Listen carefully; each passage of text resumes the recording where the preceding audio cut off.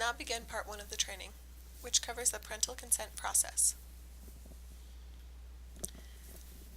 The survey process is relatively straightforward. We have to complete these steps. Local prevention coalitions are in the process of contacting all the schools and school districts in their service area to get permission to administer the surveys in their respective facilities.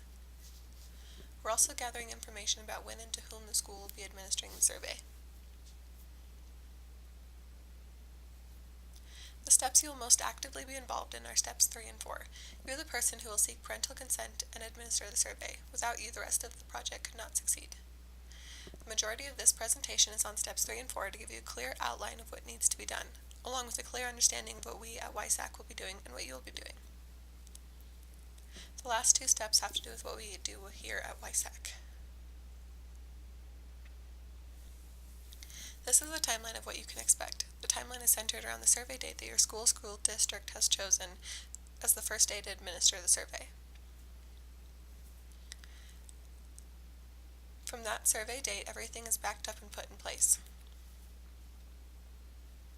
At least 4 weeks prior to your survey date, we will send you all of the survey materials you will need, including the parental information letters for each student. This timeline ensures that you receive the parent information letters at least 3 weeks before your survey date. Then, at least 2 weeks before your survey date, you will need to send the parent information letters home with your students. In some schools or school districts, these parent information and consent letters will be included with regular school mailings such as report cards or newsletters. In other school districts, they may be sent home with students.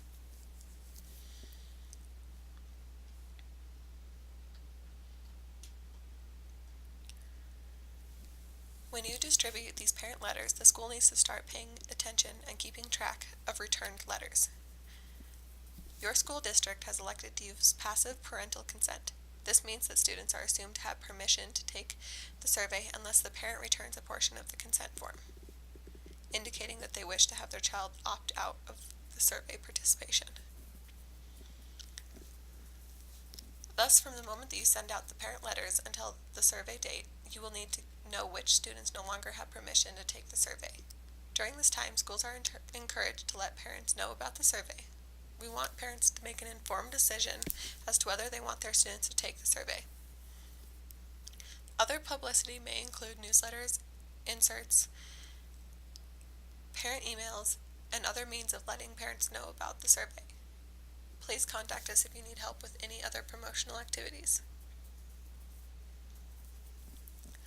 Along the lines of informing parents about this survey, we want to make sure that parents can see a copy of the questionnaire. We want them to be able to read it over and decide whether it is something that they want their child to see and answer. As part of the survey materials, YSAC will send each school. We will be including at least 1 extra copy of the survey. This extra copy needs to be kept in the school office so parents can view it if they wish. In addition, all parental consent letters list this web address as a way of viewing the survey at home. All they have to do is go to the site and download a copy of the survey that will be given.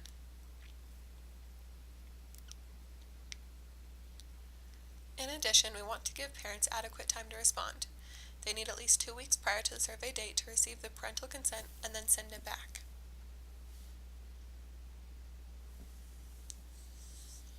When it comes time to administer the survey, it is vitally important that you only administer the survey to those students with permission.